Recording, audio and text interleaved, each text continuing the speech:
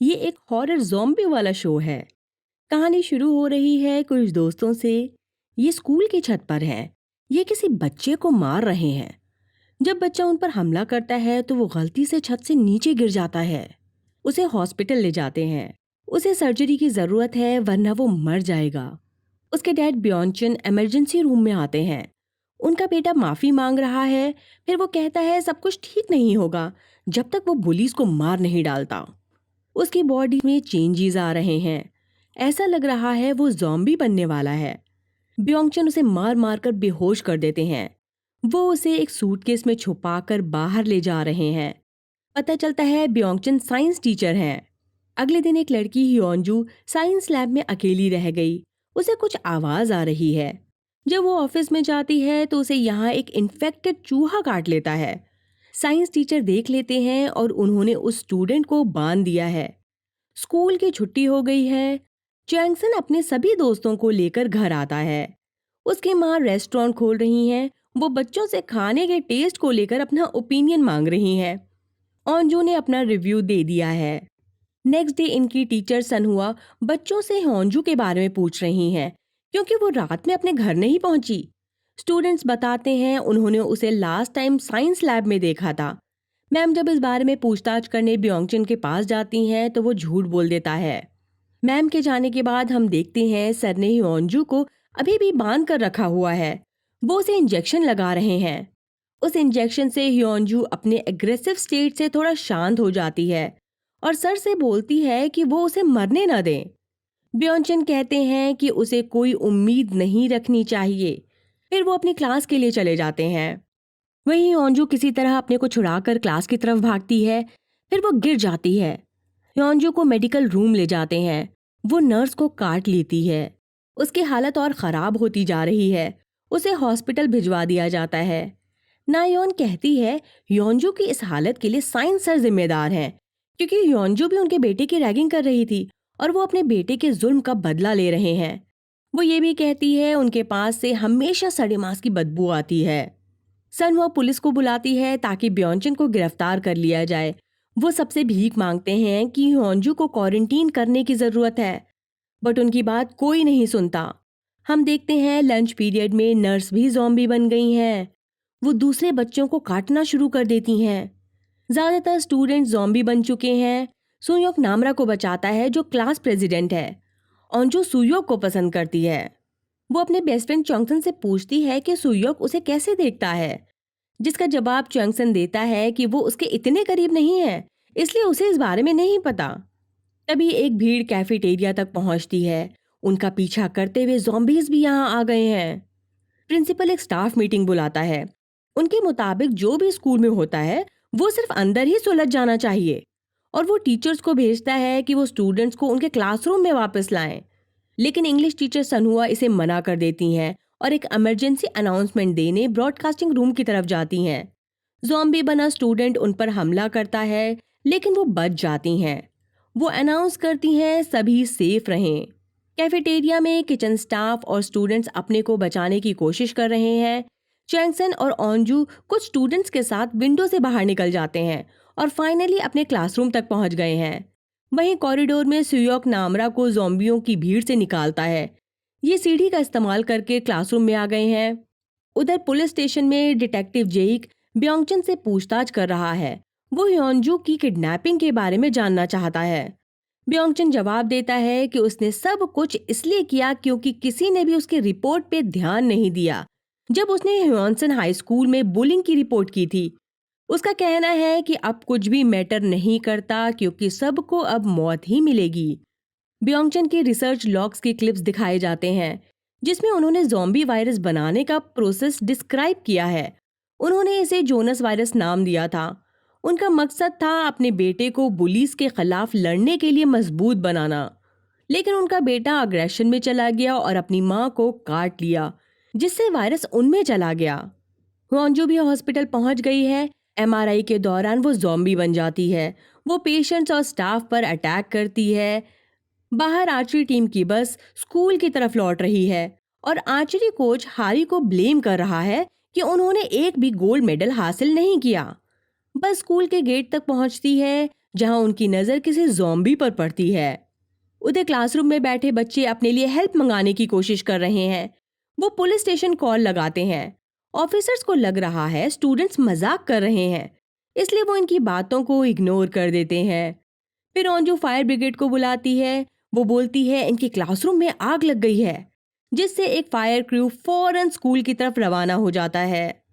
वहीं कुछ और स्टूडेंट्स जेंगसियन, हालिम और मिनजिन गर्ल्स बाथरूम में छुपे हुए हैं। हालिम को इन्फेक्शन के सिम्टम्स दिख रहे हैं, पर जब तक मिंजी को पता चलता हालिम ज़ॉम्बी बन गई।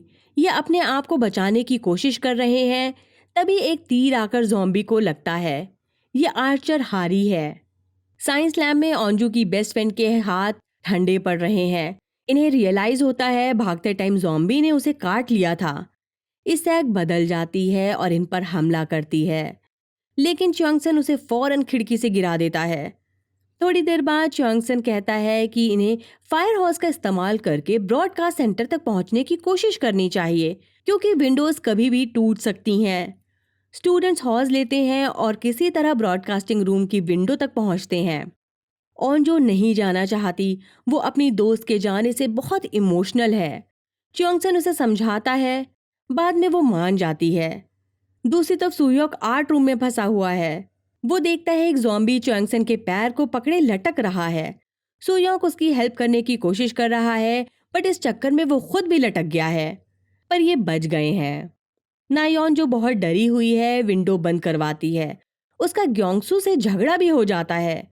मैम कहती हैं तुम लोग इस सिचुएशन में भी लड़ रहे हो, इन्हें एक दूसरे के साथ मिलकर बचने की कोशिश करनी चाहिए। स्टूडेंट्स को फेसबुक से पता चलता है कि वायरस हॉयसन तक पहुंच गया है। जब ये अपने मैसेजेस चेक करने जाते हैं तब विंडो का शीशा टूट जाता है। च्योंगसन चेक करता है तो देखता है एक ज़ॉम्बी का पैर हौज में फंसा हुआ है। वो च्योंगसन पर हमला करने की कोशिश कर रहा है। वो और सुयोक ज़ॉम्बी को गिराने के लिए ट्राई करते हैं। ग्योंसू घबराकर कंप्यूटर को ज़ॉम्बी पर फेंक देता है। ये बच जाते हैं। नयॉन देखती है ग्योंसू के हाथ पर स्क्रैच है और उसकी नाक से खून बह रहा है। उसे लगता है ग्योंसू इन्फेक्टेड हो गया है। दूसरे लोग नहीं मानते, बट नयॉन की जिद की वजह से उसे रिकॉर्डिंग रूम में आधा घंटा बैठना होगा, और अगर ग्योंसू ज़ॉम्बी नहीं बनता तो नयॉन को उससे माफ़ी मांगनी होगी।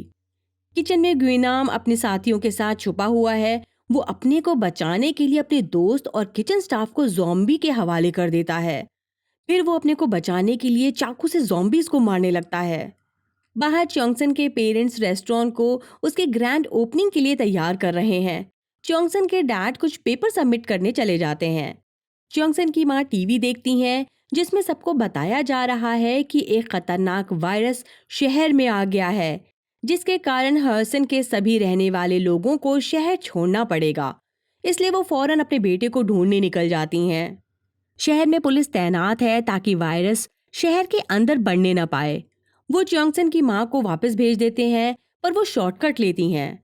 उनका एक्सीडेंट हो जाता है, फिर वो पैदल ही स्कूल की तरफ निकल जाती हैं। ब्रॉडकास्टिंग रूम में 30 मिनट से ज़्यादा हो गए हैं। च्योंगसू बाहर नहीं आ रहा। मैम नायोन को उसकी माफ़ी याद दिलाती हैं। नायोन रिकॉर्डिंग बूथ में अकेली जाती है और माफ़ी मांगने की बजाय उसने ग्योंसू को गाली दी और उसके हाथ के स्क्रैच पर ज़ॉम्बी ब्लड से भरा हुआ रुमाल रगड़ दिया। कुछ देर बाद वो ज़ॉम्बी बन जाता है। वो अपने दोस्तों पर हमला कर रहा है। च्योंगसन विंडो की तरफ उसका माइंड डाइवर्ट करता है और जब वो उसे काटने के लिए भागता है तो नीचे गिर जाता है। स्टूडेंट्स ग्योंसू की मौत से बहुत दुखी हैं। इन्हें लगता है उसे विंडो ग्लास से इन्फेक्शन हुआ था, लेकिन नामरा बता देती है ये नायोन ने किया है, जिससे वो ज़ॉम्बी बन गया। नायोन का कहना है उसने ऐसा कुछ नहीं किया। तब नामरा बोलती है ठीक है, फिर वो इस हैंकी से अपने जख्म साफ कर ले, पर वो इनकार कर देती है। उसका झूठ सबके सामने आ चुका है। वो कमरे से भाग जाती है। मैम भी उसके पीछे जाती हैं ताकि उसे बचा पाएं। च्योंगसन की माँ अपनी चोट की परवाह किए बिना स्कूल के गेट तक पहुंच गई हैं। वो ग्योंसू को देखकर उसे आवाज दे रही हैं, मगर उन्हें ये नहीं पता वो ज़ॉम्बी बन चुका है। वो उन पर अटैक करता है। इस बीच च्योंगसन ओंजू को बताता है कि उसके पेरेंट्स शायद रेस्टोरेंट में होंगे, क्योंकि वो उनके लिए बहुत इंपॉर्टेंट है, अपोकलिप्स में भी। हालांकि दोनों ब्रॉडकास्टिंग रूम की खिड़की के पास हैं, लेकिन इन्हें फील्ड पर क्या हो रहा है दिखाई या सुनाई नहीं दे रहा। जबकि स्टूडेंट सोच रहे हैं नयन और उनकी मैम के साथ क्या हुआ होगा, क्योंकि इन्हें उनकी चीखें सुनाई नहीं दी।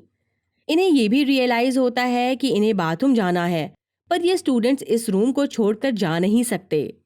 वहीं स्कूल की छत पर युंजी और च्योलसू साथ में प्लेग्राउंड देख रहे हैं। युंजी कहती है कि हेलीकॉप्टर ऊपर घूम रहे हैं, लेकिन लैंड नहीं कर रहे, क्योंकि किसी को स्कूल की फिक्र ही नहीं। च्योलसू बोलता है कोई इन्हें बचाएगा। योंजू कहती है कि उसे अब नहीं मरना। गवर्नमेंट ऑफिस में सोजू, ये ओंजू के डैड हैं, ये बताते हैं इन्हें बचाने हेलीकॉप्टर सुबह 11 बजे आएगा। इन्हें छत पर जाना होगा। सोजू यूनही से कहता है कि वो अपनी बेटी ओंजू को ढूंढने जा रहा है। यूनही उसे याद दिलाती है कि उसके स्टाफ के पास भी परिवार है। अगर वो गया तो दूसरे लोग भी जाएंगे। इनका अभी मेन एम है उनके आसपास के नागरिकों को बचाना। गुइनाम अपने आप को बचाने के लिए किचन से निकलकर प्रिंसिपल ऑफिस में घुस गया है। यानी सब अपने आप को अपने अपने तरीके से बचाने में लगे हुए हैं। डिटेक्टिव जेक ब्योंगचन को उनके वायरस के लिए डांट रहा है। ब्योंगचन बोल रहा है पूरी दुनिया हिंसक है और उसके बेटे जिनसू की मौत में सब शामिल हैं। जेक मान लेता है कि ठीक है, सबकी गलती है और वो दुनिया को बदलना चाहता था, बट अगर कोई जिंदा ही नहीं रहे तो वो कैसे बदलेगा।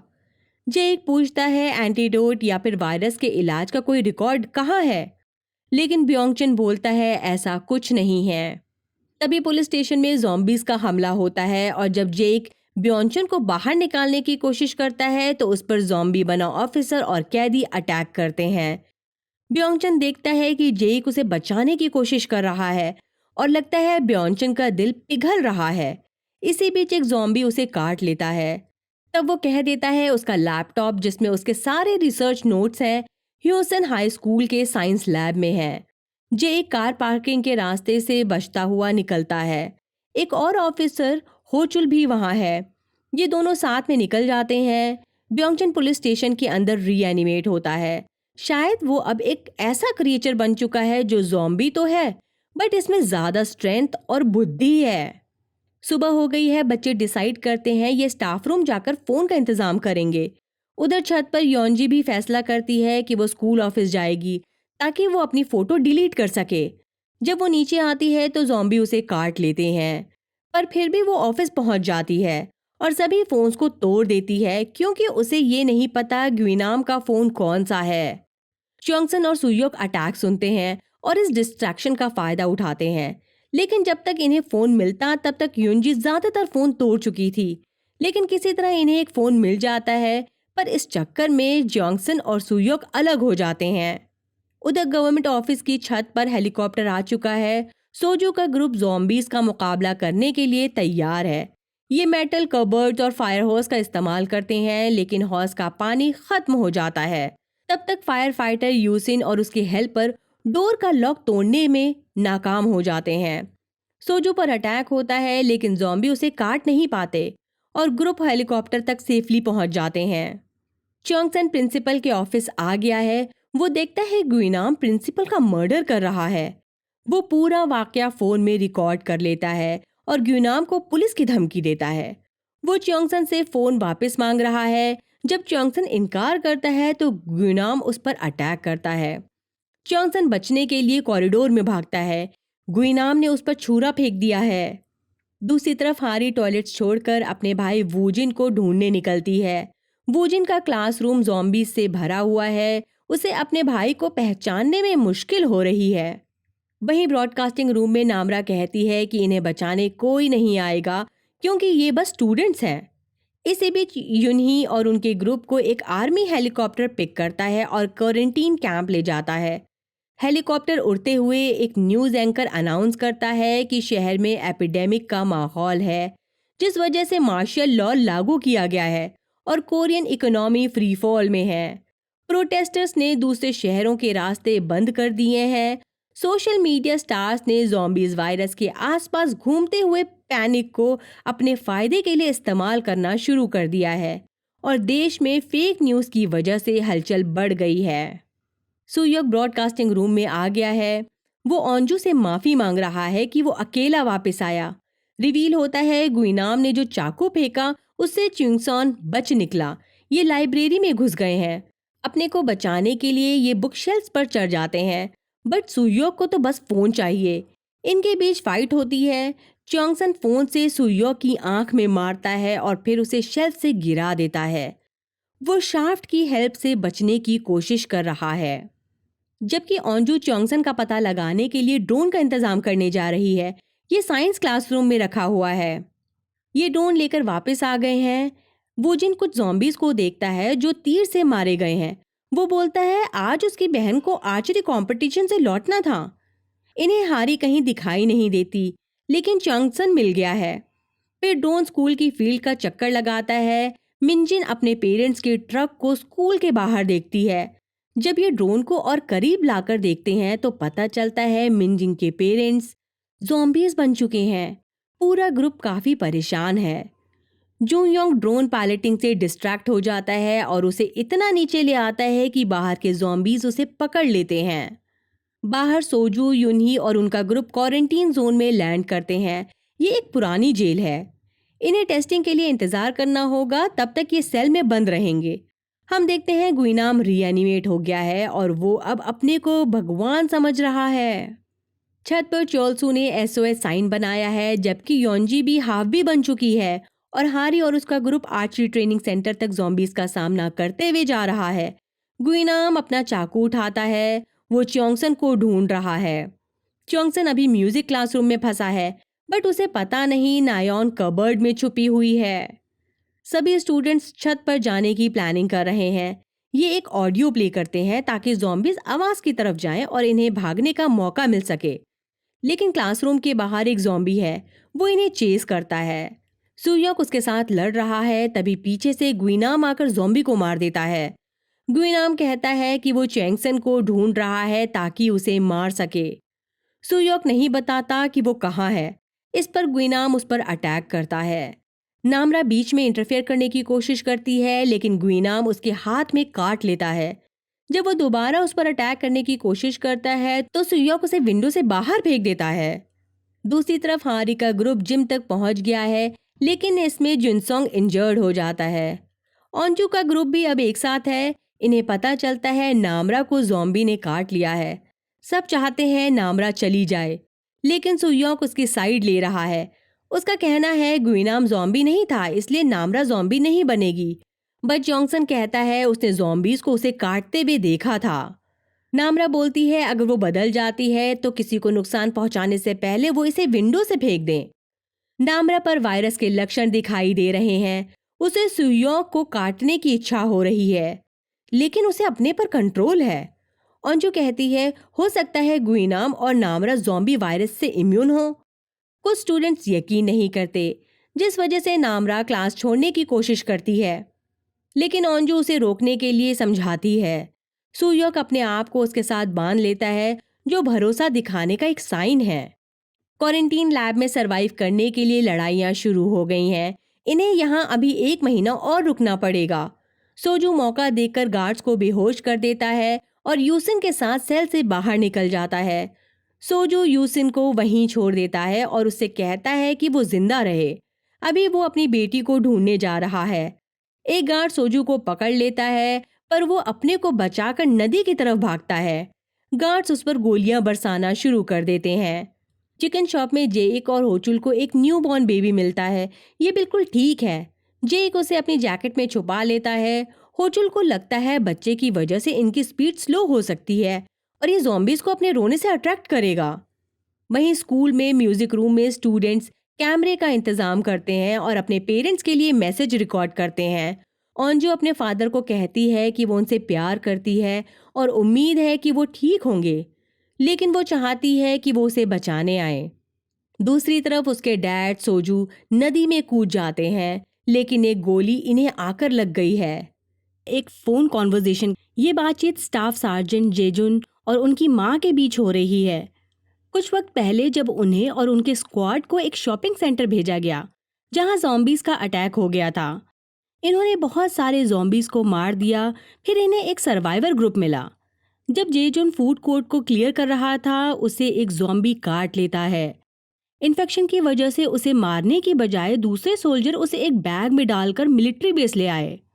हम देखते हैं सोजू नदी से बाहर निकल रहा है। वो अपनी चोट चेक करता है, फिर अपनी बेटी को ढूंढने जाता है। वहीं नामरा में हाफ बी के और सिम्टम्स दिखने लग गए हैं। उसके अंदर सुनने की पावर आ गई है। वो सुयोक को बता रही है कि वो उसे काटना चाहती थी क्योंकि उसकी खुशबू उसे बहुत अच्छी लग रही थी। लेकिन जब उसने पहली बार सुयोक के मुंह से अपना नाम सुना तो वो अपने सेंसेस में आ गई। सुयोक बताता है वो उसे पसंद करता है, लेकिन उसमें कभी भी बताने की हिम्मत नहीं थी। नामरा बोलती है वो भी उसे पसंद करती है। उधर हावी बनी युंजी अपने सुनने की शक्ति का इस्तेमाल करते हुए एक गोल्डफिश खा लेती है। युंगनाम को रियलाइज होता है उसे काटा गया है। वो फ्लास्क का इस्तेमाल करके उस पर अटैक करने की कोशिश करता है, लेकिन वो फेल हो जाता है। युंजी उसे याद दिलाती है कि जब उसने उसे बताया था कि उसकी रैगिंग हो रही है, तो उसने कहा ये उसकी खुद की गलती है और उसे किसी को नहीं बताना चाहिए। इतना बोलकर युंजी उसे काट लेती है। बेसिकली वो बदला ले रही है। वहीं क्लास में नामरा को रियलाइज होता है उसकी सुनने की पावर बहुत तेज हो गई है। डेसू बोलता है जब म्यूजिक चल रहा था इन्हें तभी ही छत पर चले जाना चाहिए था। इससे ओंजू को ख्याल आता है कि ये म्यूजिक रूम के कैमरास और इंस्ट्रूमेंट का इस्तेमाल करके ज़ॉम्बीज को डिस्ट्रैक्ट कर सकते हैं, जिससे इन्हें भागने का मौका मिल जाएगा। क्लास में 2 दरवाजे हैं। जब ज़ॉम्बीज एक तरफ आएंगे तब ये दूसरे दरवाजे से छत पर चले जाएंगे। बाहर की दुनिया में सोजू पुलिस स्टेशन पहुंच गया है। वो यहाँ से एक गन लेता है और अपनी बेटी को बचाने स्कूल की तरफ बढ़ता है। हारी का ग्रुप जुनसुयोंग के लिए एक स्ट्रेचर बनाता है। हमने देखा था कि उसके पैर में चोट लग गई थी। इनका प्लान है वो स्कूल के पीछे से बाहर निकलकर कंस्ट्रक्शन साइट के रास्ते का इस्तेमाल करते हुए पहाड़ों तक पहुंच जाएंगे। जब ये बाहर निकल रहे होते हैं तो मिंजिन के हाथ से स्ट्रेचर छूट जाता है। इन्हें फिर से रूम में लौटना पड़ता है। शहर में जेक और होचुल को एक बच्ची मिलती है। इसका नाम सेबिन है। ये मोटर बाइक का इस्तेमाल करके ज़ॉम्बीज से बच जाते हैं। तभी जेक को छत पर कोई दिखता है। ये लाइव स्ट्रीम कर रहा था। जब जेक उसे बचाने जाता है तो होचुल घबराकर बच्चों के साथ भाग जाता है। ऑफिसर्स मिलिट्री कैंप लौट आए हैं। ये जब बैग खोलते हैं तो जेजुन ज़ॉम्बी बन चुका था। मिलिट्री इस पर टेस्ट करना चाहती है। इसके बाद स्योनमू कमांडर जाकर यूनही को बताते हैं कि उसे ट्रीटमेंट की उम्मीद नहीं करनी चाहिए और ये लोग उसके जवानों को परेशान करना बंद करें। यूनही बोलती है मिलिट्री को अब बच्चों को बचाने के लिए स्कूल में चॉपर भेजना चाहिए। स्योनमू उसका जवाब नहीं देते, लेकिन बाद में वो कुछ ऑफिसर्स को स्कूल भेजते हैं। उधर ओंजू का प्लान कामयाब होता है, लेकिन जब स्टूडेंट्स रूफ तक पहुंचते हैं तो उन्हें पता चलता है डोर बाहर से लॉक है। चोलसू दरवाजा नहीं खोलता। तब तक यहाँ रेस्क्यू के लिए हेलीकॉप्टर भी आ चुका है। चोलसू बोलता है वो अकेला बचा है, यानी वो झूठ बोल रहा है। सुयोक और चेंगसिन मिलकर सीढ़ियों से ज़ॉम्बीज को रोक रहे हैं, जबकि दूसरे स्टूडेंट्स बाहर निकलने की कोशिश करते हैं। इनकी नज़र पड़ती है गुइनाम पर। उसे देखकर इन्हें हैरानी हो रही है कि ज़ॉम्बीज उसे कुछ नहीं कर रहे। उधर नीचे युंजी प्लेग्राउंड में चल रही है। वो बुल्लीज को देख रही है जो अब ज़ॉम्बीज बन चुके हैं। वो याद कर रही है उस पर कितना जुल्म हुआ था। फिर वो स्कूल बिल्डिंग की तरफ बढ़ती है। वो स्कूल को आग लगाने के बारे में सोच रही है। छत पर चोलसू को सैनिक बचा लेते हैं। उन्हें हेलीकॉप्टर के शोर की वजह से सीढ़ियों पर खड़े स्टूडेंट्स की आवाज सुनाई नहीं दे रही। अंदर ग्यूनाम, चिंगसेन और सुयोक पर अटैक करता है। नामरा गुस्से में आती है और गुइनाम को गर्दन से पकड़कर च्योनसन से अलग करती है और उसे सीधा नीचे सीढ़ियों पर फेंक देती है। नीचे जब युंजी ऑफिस में आग लगाती है तो स्कूल की छत का दरवाजा खुद ब खुद खुल जाता है और ये बाहर आ जाते हैं। ये हेलीकॉप्टर का ध्यान अपनी तरफ खींचने की कोशिश कर रहे हैं, लेकिन अब देर हो चुकी है। युंजी शहर में साइकिल चलाते हुए जा रही है। हारी और मिंजी भी हेलीकॉप्टर को देखते हैं। मिंजिन का कहना है कि इन्हें आर्चरी सेंटर की छत पर जाना चाहिए ताकि कोई और रेस्क्यू टीम इन्हें बचा ले। उधर ओंजू का ग्रुप एक बड़ा एसओएस साइन बना रहा है। दूसरी तरफ सोजू शहर पहुंच गए हैं।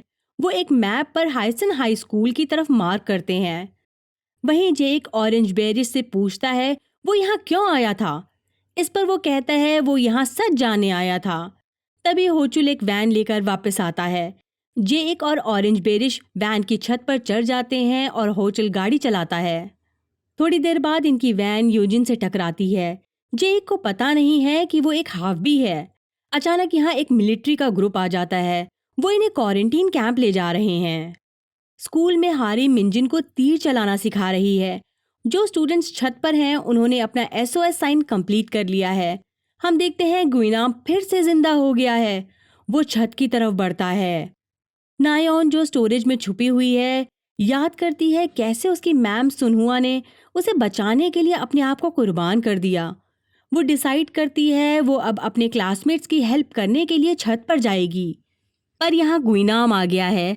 वो नियॉन को खा लेता है। फिर विंडो से बाहर लगे पाइप से छत पर आ जाता है। वो च्योंगसन की आंखों को निकालने की कोशिश कर रहा है। सुयोक उसे बचाता है। इनके बीच फाइट शुरू हो गई है, पर ये गुइनाम से जीत नहीं पा रहे। जब वो सुयोक पर फिर से हमला करता है तो हावी बनी नामरा बीच में आ जाती है और गुइनाम को छत से फेंक देती है। लेकिन गुइनाम अभी भी जिंदा है। उधर क्वारंटीन कैंप में साइंटिस्ट वायरस के ओरिजिन का पता नहीं लगा पा रहे। तभी जे एक और होचुल कैंप पहुंचते हैं। ये मिलिट्री को ब्योंगचन के लैपटॉप के बारे में बताते हैं कि उसमें वायरस का इलाज हो सकता है। मिलिट्री लैपटॉप लेने हेलीकॉप्टर भेजती है और जब वो छत पर उतरते हैं तो वो छत पर मौजूद बच्चों से वादा करते हैं ये जाते वक्त उन्हें ले लेंगे। कैंप एरिया में चोल्सू की मुलाकात युंजी से होती है। वो चोल्सू से नाराज है कि उसने युंजी को जाने दिया जबकि उसे पता था क्लास में उसके लिए खतरा है। फिर चोल्सू उसे अपना खाना ऑफर करता है, लेकिन युंजी कहती है उसे वो नहीं चाहिए, उसे सिर्फ चोल्सू को खाना है। स्कूल में मिलिट्री को लैपटॉप मिल चुका है। ये जब स्टूडेंट्स को हेलीकॉप्टर में बैठा रहे होते हैं तभी इनके पास एक कॉल आती है कि युंजी ने चोल्सू पर हमला किया है, जिस वजह से इन्हें लगता है ह्यूनसुन के स्टूडेंट्स इन्फेक्टेड हैं। मिलिट्री स्टूडेंट्स को छोड़कर वापस बेस लौट जाती है। कैंप में एमएलए युनही से सोजू और यूसिन को कैंप से भगाने के बारे में पूछताछ की जा रही है। युनही पूरी जिम्मेदारी अपने ऊपर ले लेती हैं और कहती हैं कि वो हमेशा अपने नागरिकों के साथ हैं। इसी बीच सोजू गलियों में ज़ॉम्बीज से बचने की कोशिश कर रहा है। लोगों को उसकी हेल्प चाहिए, बट अब उसका मेन एम सिर्फ अपनी बेटी को बचाना है। वहीं कैंप में मिलिट्री ने युंजी को बेड पर बांध दिया है। इन्हें युंजी में इन्फेक्टेड होने के सिम्टम्स दिख नहीं रहे। ये ह्यूनसोंग और दूसरे एरिया से आए लोगों को सेपरेट कर देते हैं क्योंकि इन्हें पता नहीं चल पा रहा कौन इन्फेक्टेड है और कौन नहीं। हमें पता चलता है बादल के गरजने की आवाज से नामरा और गुइनाम को प्रॉब्लम हो रही है। सुयोक नामरा को तसल्ली देने की कोशिश कर रहा है। च्योंगसन आइडिया देता है ये गरजने की आवाज का इस्तेमाल करके पहाड़ों की तरफ भाग सकते हैं। ये पेयर्स में यहाँ से निकलेंगे। स्टूडेंट्स धीरे धीरे सीढ़ियों से नीचे उतरते हैं। जहां हारी के ग्रुप ने भी फैसला किया है कि वो भी बादलों का इस्तेमाल भागने के लिए करेंगे। ओंजू का ग्रुप पार्किंग लॉट तक पहुंचता है।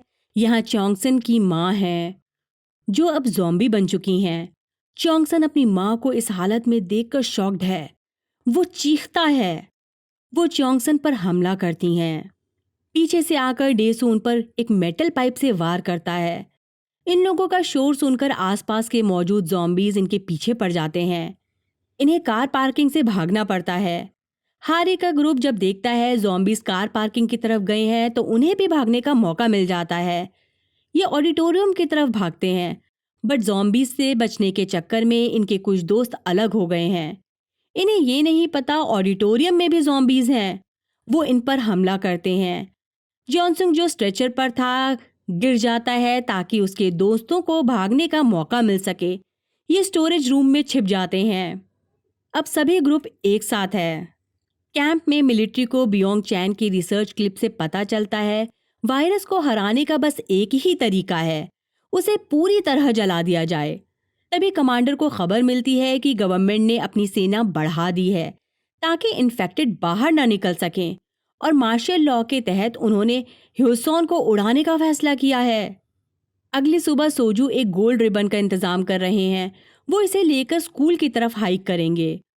उधर ऑडिटोरियम में चोंगसन और ओंजू एक दूसरे से वादा करते हैं कि कुछ भी हो ये कभी भी हार नहीं मानेंगे।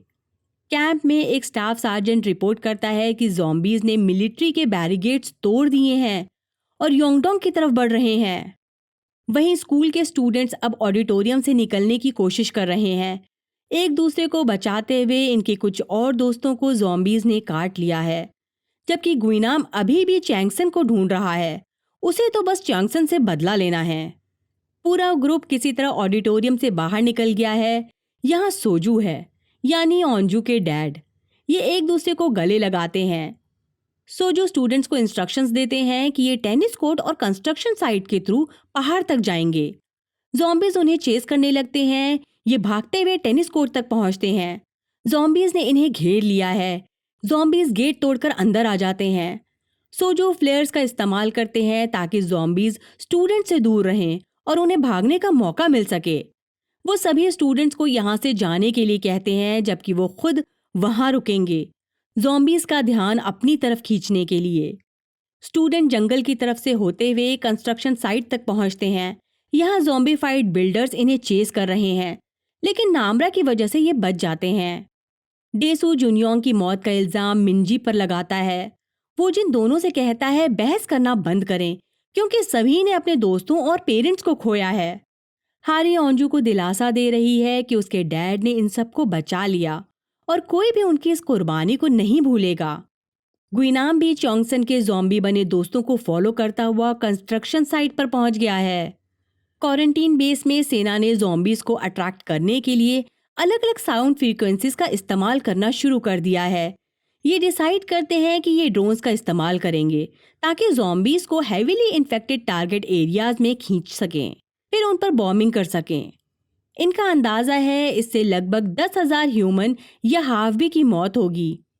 अब तक सिर्फ 1,10,000 योसन लोगों को बचाया गया है। कमांडर स्योनमू इवैक्यूएशन वार्निंग को नॉनस्टॉप चलाने का ऑर्डर देता है ताकि एक्सप्लोजन से पहले ह्यूमन सर्वाइवर्स को वार्निंग मिल सके और वो सेफ जगह छुप जाएं।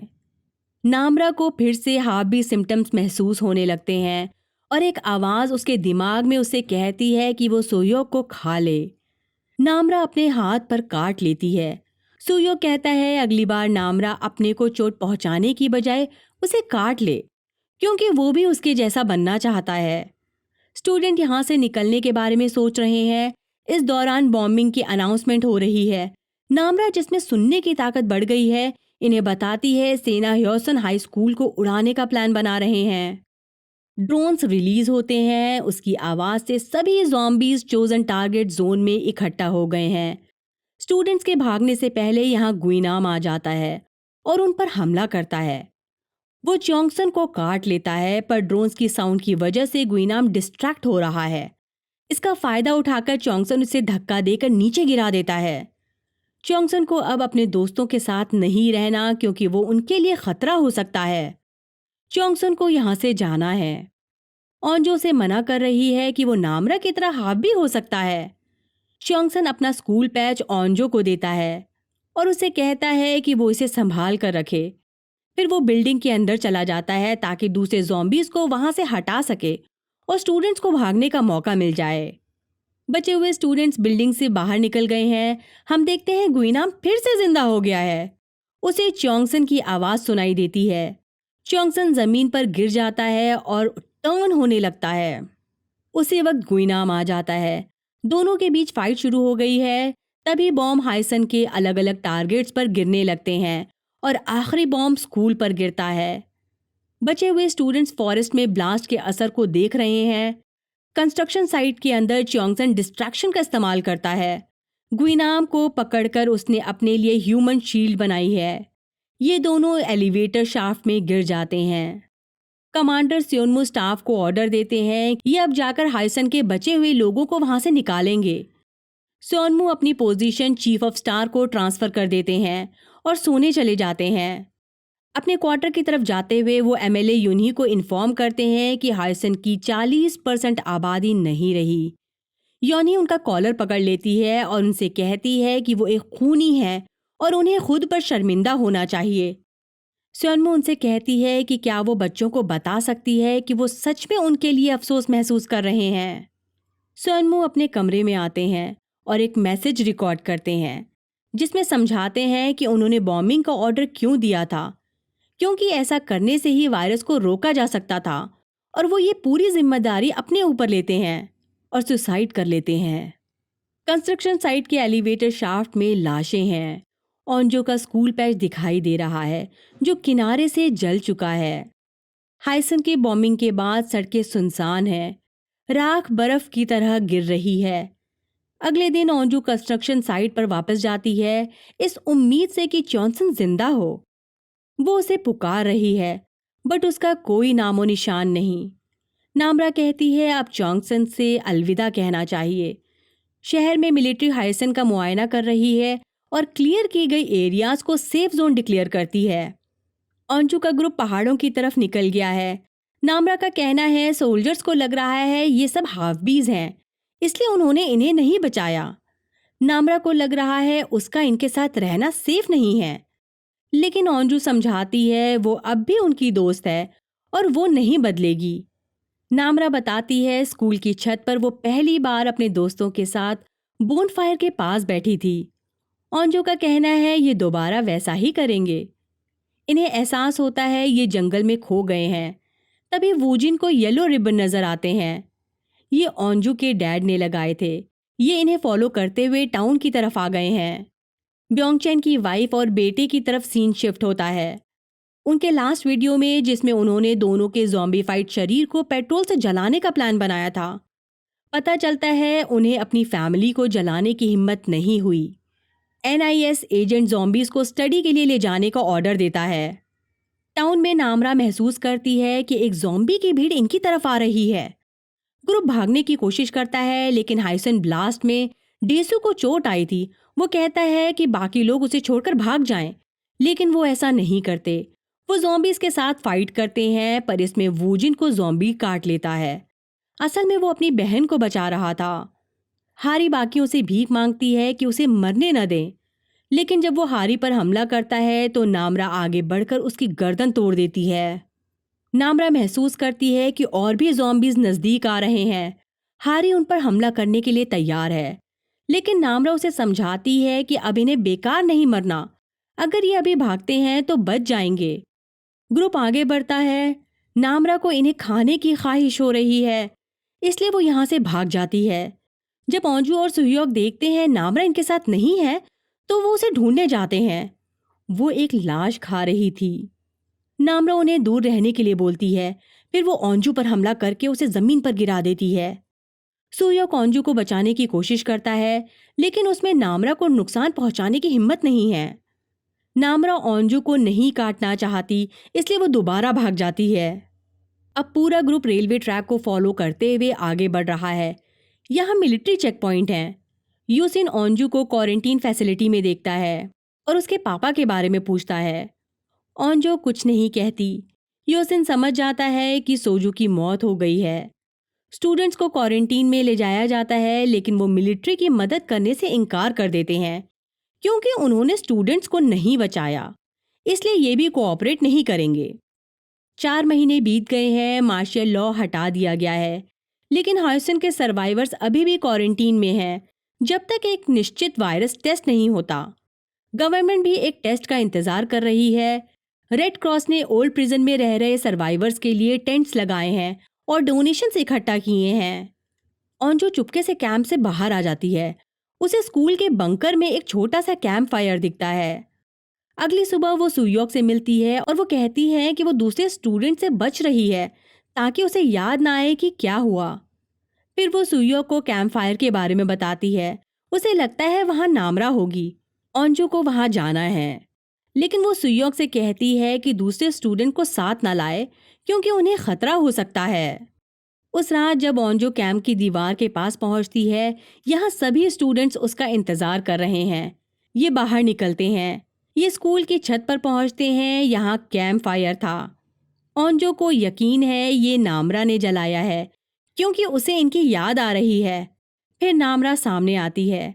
उसकी तबीयत बेहतर है। स्टूडेंट्स उसे क्लास प्रेसिडेंट कह के बुलाते हैं और उससे पूछते हैं कि वो कैसी है। नामरा दूसरों की तरफ देखती है और बोलती है उसे इनकी याद आ रही थी। ओंजू उसे अपने साथ चलने के लिए बोलती है, लेकिन नामरा कहती है कि अभी भी कुछ काम बाकी है और ये दोस्त हैं चाहे दूर ही क्यों ना हो। सुयोक एग्री करता है और कह रहा है ये हमेशा दोस्त रहेंगे चाहे कहीं भी हो। नामरा बोलती है वो दूसरे हाफिज को सुन सकती है। वो अपने दोस्तों को अलविदा कहकर छत से कूद जाती है ताकि वो अपने जैसों को ढूंढ सके। इसी के साथ ये सीजन यहीं खत्म हो जाता है। मेरा ये वीडियो कैसा लगा ज़रूर बताइएगा। बाय, अपना ख्याल रखिए।